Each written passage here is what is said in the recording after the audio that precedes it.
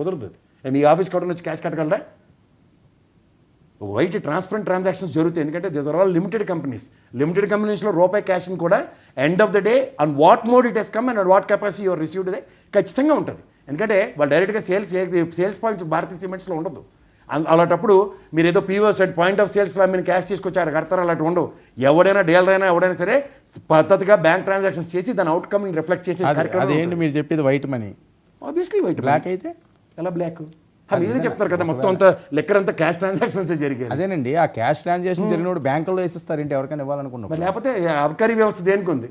ఇవాళ మీకు point of సేల్లో అమ్మినది సాయంత్రం తీసుకెళ్ళి సేల్స్ ఇంత జరిగాయని చెప్పి అబకారీ వ్యవస్థలో క్యాష్ డిపాజిట్ చేస్తేనే ఆ సాయంత్రం సేల్స్ రికార్డ్ క్లోజ్ చేసి అఫీషియల్గా చేసింది కాదు, అనఫీషియల్గా ఎలా చేసేస్తారు? చేయలేదని కదా. అది దుబాయ్ వెళ్ళిపోయిందని కొంతమంది అంటారు, భారతీయ సిమెంట్స్కి వెళ్ళిపోయిందని కొంతమంది అంటారు. మీరు అన్నదానికల్లా కూర్చుని ఎవరు సమాధానం చెప్తాడు? అప్పుడు సురేష్ నారాయణ చెప్తారేమో నాకు తెలియదు. నన్ను అడిగితే నేను చెప్పేది ఇదే. ఒక అఫీషియల్ ట్రాన్సాక్షన్ ఇప్పుడు అదాన్ ఇండస్ట్రీస్కి 5 crores అవినాష్ రెడ్డి దగ్గర నుంచి ఎస్టాబ్లిష్ చేశారు. ఎఫ్ఐఆర్ చూడండి ప్రిలిమినరీ ఛార్జ్ షీట్లో.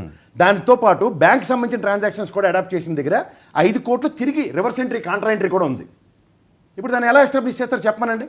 సో అట్లా మీరు ఏ వ్యవస్థకైనా ఇవాళ 4-5 కంపెనీల పేర్లు, అందులో మొత్తం 40 మంది, దీంట్లో 24-25 కంపెనీ పేర్లు ఉన్నాయి, మిగిలిన ఇండివిజువల్స్ ఉన్నారు.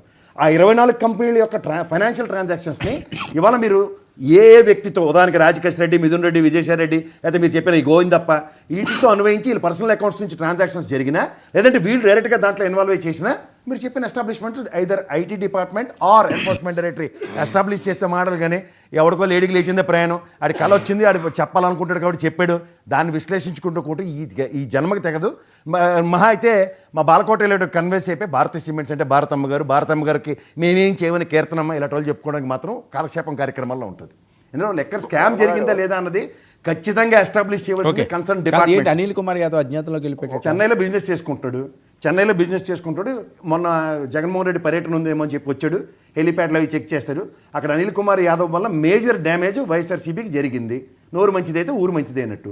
నెల్లూరు చేపల కథలు ఏముంది? వీళ్ళు ఈ డబ్బాలోంచి ఈ డబ్బాలోకి గెంతారు ప్రతిసారి. ఇప్పుడు ఈసారి గెంతి ఇటుపక్క వచ్చారు, గెలిచారు.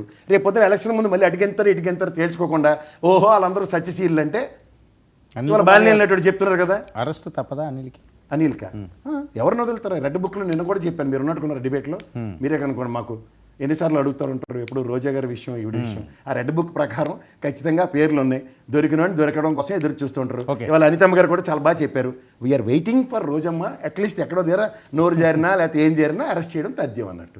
సో ఇది ఇన్వర్టబుల్ సిచ్యువేషన్స్ కాదు, ఎంతకైనా ప్రిపేర్ అయి ఉన్నారు. ఎవరు అంబటి రాంబాబు ఇలాంటి వాళ్ళందరూ బట్టలు సర్దుకుని ఒక రోజులో వచ్చేస్తామండి, మీరు ఎప్పుడు తెలిస్తే అప్పుడని ఏం చేస్తారు లవర్ తీసుకెళ్ళి. ఇప్పుడు ఏదైనా ఈ లెక్కర్ స్కామ్లో ఇది ఇంత ఫైనాన్షియల్ డీవియేషన్ ఎస్టాబ్లిష్ అయింది. 42 మంది, బాలకోట గారు 42 మంది దగ్గర 64 కోట్లు సీజ్ చేశారు. 64 కోట్లు అంటే అగ్రిగేట్న 1,80,00,000. వాళ్ళ మొహాలకి ఎంపీలుగా తగలడి 4 బిజినెస్లు చేసుకున్నాడు 1,80,00,000. ఒకటి దగ్గర ఇంట్లో లేవంటే వాళ్ళ ఇంట్లో కూర్చొని సన్నాస మఠాల్లో జాయిన్ అవ్వమండి. ఇది 10వ సారి చెప్తున్నాను ఇదే మాట. ఇంక దేనికి వాళ్ళు రాజకీయాల్లో ఉండి ఎవరినొద్దరించడానికి రూపాయి డబ్బులు లేకుండాను. సో ఇలాంటప్పుడు దాన్ని పట్టుకొని దాంట్లో ఏదో అద్భుతం ఏం చేయాలి చెప్పండి? 3,500 కోట్ల దగ్గర 64 కోట్లు అంటే సముద్రంలో కాకిరేట్లు ఆడుతుంది, అంతకన్నా ఇంకెళ్ళేది. వర్మ గారు, నేను లడాయి కోసం మాట్లాడటం లేదే కానీ వెనకటకు ఒకడు వాడే తుమ్మి వాడే దీవించుకుని ఉంటాం. ఇప్పుడు మీరు ఒక మాట అడిగారు, అనిల్ యాదవ్ ఎక్కడ అని. కేఎస్ ప్రసాద్ గారు వ్యాపారం చేసుకుంటున్నాడు బెంగళూరులో, చెన్నైలో. అంటే తర్వాత భారతీయ సిమెంట్కి భారతి గారు కేవలం డైరెక్టర్, మరి ప్రొపరేటర్ ఎవరు అంటే ప్రొపరేటరీ కన్సర్న్ కాదు, లిమిటెడ్ కంపెనీలో చైర్మన్, మేనేజింగ్ డైరెక్టర్, సిఎండి అంటారు, బోర్డ్ ఆఫ్ డైరెక్టర్స్ ఉంటారు. సమీక్ష నిర్ణయమే. ఎందుకు తెలియదు? చార్ట్ అకౌంటెంట్, నాకు రిజిస్టర్ ఆఫ్ కంపెనీస్ ఎలా రిజిస్టర్ అవుతుందో తెలుసు. మా మాట లేకుండా చెప్తున్నా.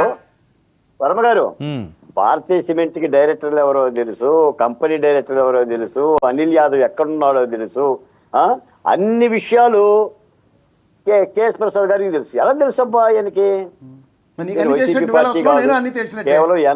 చెప్పావు కదా పూజారిలో పొద్దున్నే వస్తామని.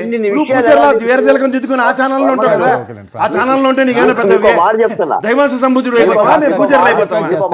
ఎందుకు రాస్తాకండి ఆయన కౌంటర్ మాడినప్పుడు నాకు సబ్జెక్ట్ చెప్పానండి. లిమిటెడ్ కంపెనీలో డైరెక్టర్స్ ఎలా ఉంటారో కూడా తెలియకుండా డిబేట్కి వస్తే ఏం చెప్పాలా? ఇప్పుడు కేఎస్ గారు, ప్రసాద్ గారు చెప్పండి సార్. కాళిదాసు కవిత్వం కొంత అంటే పైత్యం కొంత అని చెప్పి అనంట ఎవడో వెనకొకడు. సరే సరే మీరు ఒక డిబేట్ గురించి analyst పైత్యం గా మాట్లాడితే ఇలాగే ఉంటుంది. మీరు ఒక analyst. అప్పుడు మీరు మీరు ఒక డిబేట్ గురించి analyst పైత్యం గా మాట్లాడితే అరే వినండి. మీ మాట్లాడింది పైత్యం కాకుండా కవితలు చెప్పుకోవాల్సి వస్తుంది. మాట్లాడండి, విన్నానుగా. అర్థం కావట్లేదు. ఒక పాయింట్లో రెండు పాయింట్లో రెండు టైం వేస్ట్. వర్మ పాయింట్ గారు, రమ్మనండి, పాయింట్ చెప్పమనండి. వర్మ గారు, పాయింట్ వర్మ చెప్పకుండా గారు, సోది ఒక్క కార్యక్రమాలు మాట, మాకెందుకు? ఒక్క మాట సిట్టు ఎవడ మాట వినదు. ఛా, అదొక మాకు దర్యాప్తు తెలియదు. సంస్థ. వాళ్ళేం 10వ తరగతి అదే బాలకోటి గారు, మీరు జర్నలిస్ట్ కూడా ఆంధ్రప్రదేశ్ లో 3 సీట్లు చెప్తాను మీకు ఎగ్జాంపుల్. వైజాగ్ లో గంటా శ్రీనివాస గారు అయ్యన పాత్రుడిది, వివేకానంద మాట్లాడారు, ఏబి వెంకటేశ్వరరావు గారి సీటు, మహాంతి సీటు అవుట్ చెప్పండి. సరే సరే ఒక నిమిషం ఏం మాట్లాడారు? సీట్ ఏదో పెద్ద అచ్చాని పచ్చబోసం చెప్తున్నారు. ఉండండి, అది కంప్లీట్ చేయండి. వర్మ గారు, ఆ, కేఎస్ గారు ఎంత తెలియగలరు అంటే పట్టుకుంది 62 కోట్లు బాలకోట్లయ్య. మొత్తం 42 ముద్దాలు కోట్లు కాదండి. 42. 42 మంది మీద కేసు 42 పెట్టారు, కోట్లు. 64 కోట్లు సీజ్ వినండి. చేశారు. అదే చెప్పాను. అది కూడా తెలియదు ఆయనకి. 62 కోట్లు అంటున్నాడు. ఏడనండి, మీరు దబాయించకండి. 62 కోట్లు అన్నాడండి, మీకు అలా 42 కోట్లు అడగండి. ఏ సురేష్, 62 కోట్లు వినండి, మీరు చీజ్ మాట్లాడుతుంటే చేసింది అర్థం 62 కాదు, రీచ్ కోట్లు. అవ్వట్లేదు. 62 చెప్పాడు, నేను ముద్దాయిలు, చెప్తాను కదా. నా మాట వినండి, చీజ్ చేసింది 62 కోట్లు. వర్మ గారు, ముద్దాయిలు 42 చీజ్ మంది, గారు అటాచ్ డివైడెడ్ బై చేసేసి ఒక్కొక్కటి ₹1 వస్తుంది. ఇదేనా మీరు పట్టుకున్నారని నేను అనాలిసిస్ చేస్తున్నాను. 180. జరిగిన దోపిడీ 3,500 కోట్లు. దర్యాప్తు స్టార్ట్ అయ్యి 5 మాసాలు అవుతుంది. ఇంకా ఈ దర్యాప్తు అంతిమ లబ్ధిదారు దగ్గరికి వెళ్ళాలా. ఇంకా ఈడీ రంగప్రవేశం చేస్తుంది.